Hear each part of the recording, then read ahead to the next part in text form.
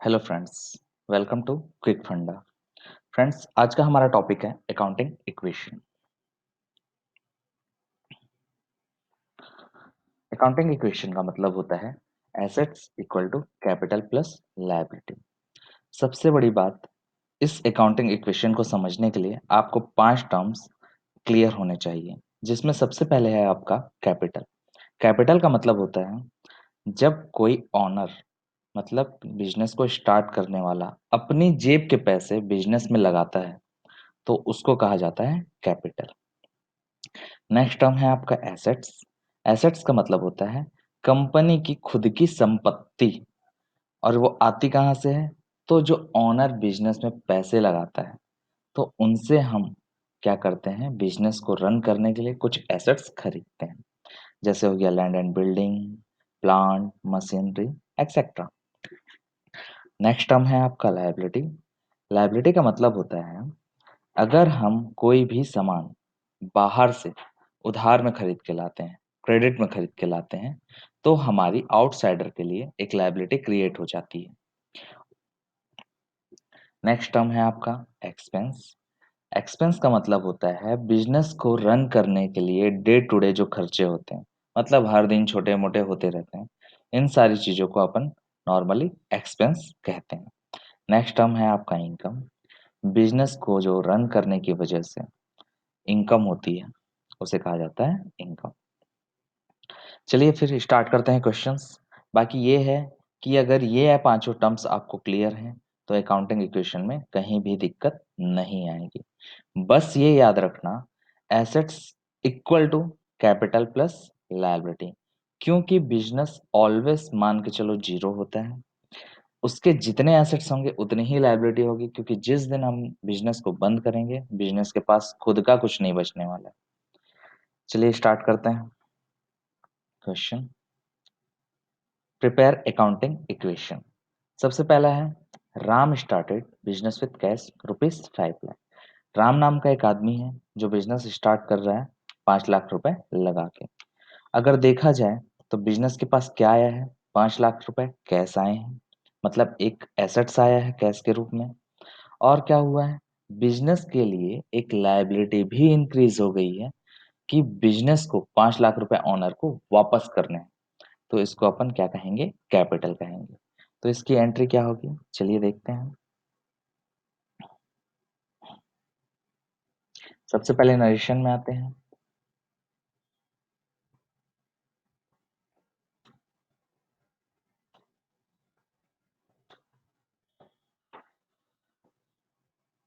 ऐसा है हमारे पास 5 लाख रुपए हैं, 5 लाख लिख दिए।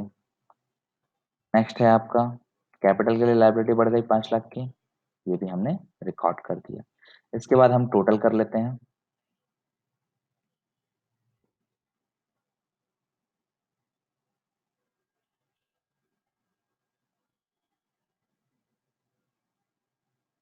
टोटल आ गया आपका कैश का 5 लाख रुपए, और कैपिटल का आ गया टोटल 5 लाख रुपए।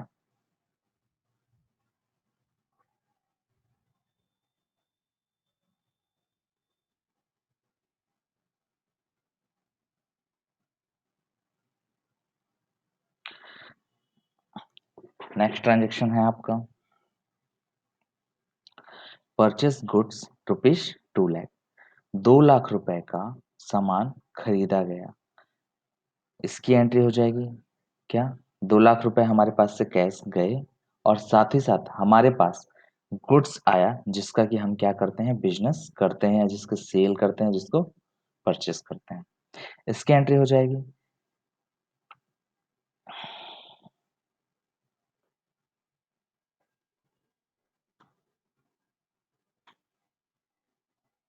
क्या आया हमारे पास, 2 लाख रुपए हमारे चले गए, और हमारे पास एक स्टॉक नाम की चीज बढ़ गई। कितने का स्टॉक आया, 2 लाख रुपए का। कैपिटल में कोई चेंजेस नहीं हुआ है तो जीरो रहेगा। इसे टोटल कर लेते हैं। कैसे हमारे पास बचा 3 लाख रुपए, स्टॉक हो गया 2 लाख रुपए का, कैपिटल अभी भी हमारा 5 लाख रुपए है।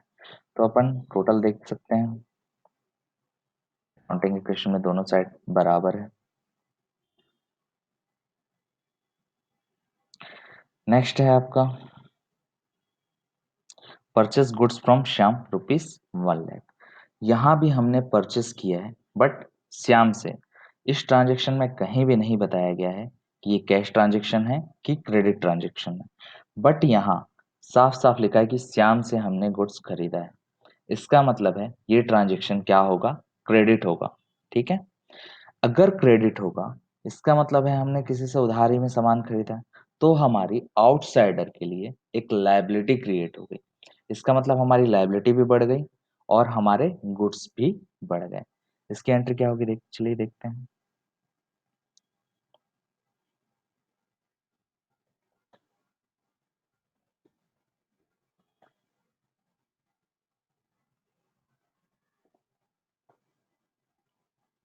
Purchase goods from Shyam. Cash में कोई चेंजेस नहीं हुए हैं तो जीरो रहेगा। स्टॉक में कोई चेंजेस, जी 1,00,000 आपका बढ़ गया है और साथ में एक लायबिलिटी भी बढ़ गई है, तो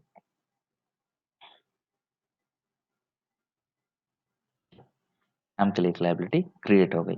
ठीक है, सेम ऊपर से चेंज कर देते हैं पहले से जो जो हुआ है। यहाँ से इस ट्रांजेक्शन से हुआ, श्याम के लिए 1,00,000 रुपए की लायबिलिटी बढ़ गई। आगे बढ़ते हैं, इसका टोटल कर लेते हैं सबसे पहले।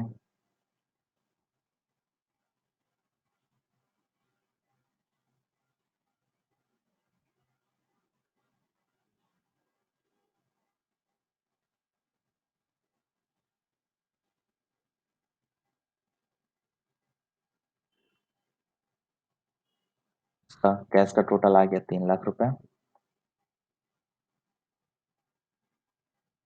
स्टॉक का टोटल हो गया 3,00,000 रुपए। कैपिटल आपकी 5 की 5,00,000 है, कोई चेंजेस नहीं। और श्याम की 1,00,000 रुपए की लायबिलिटी बढ़ गई।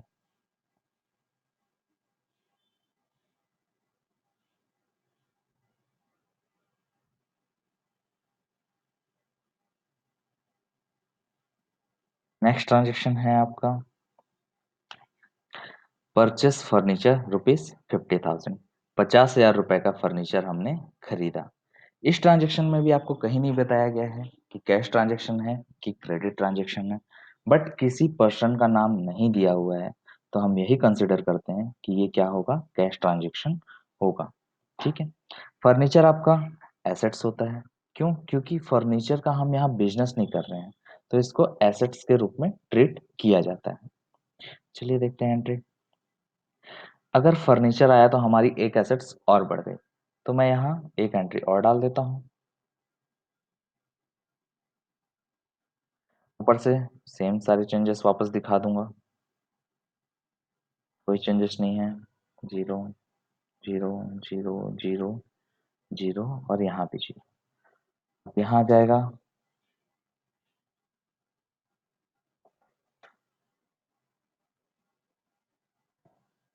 Purchase furniture. फर्नीचर खरीदा तो 50,000 रुपए कैश हमारे पास से गया और साथ ही साथ स्टॉक में कोई चेंजेस नहीं हुआ और फर्नीचर में हमारा 50,000 रुपए से बढ़ गया। इधर कैपिटल में कोई चेंजेस नहीं, क्योंकि कोई और ऑनर को पैसे नहीं देने एक्स्ट्रा। श्याम के लिए भी कोई लायबिलिटी नहीं बढ़ी, मतलब जीरो। अब हम आते हैं नीचे, इसका भी टोटल कर लेते हैं।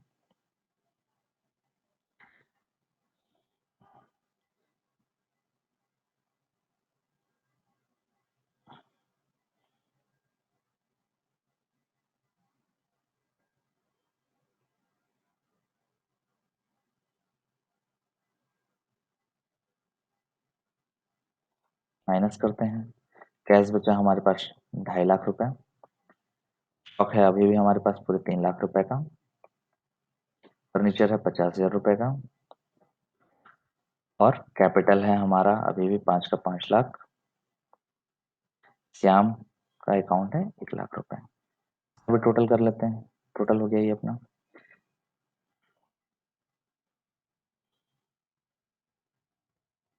आगे की नेक्स्ट क्लास में देखेंगे। बाय बाय, मिलते हैं।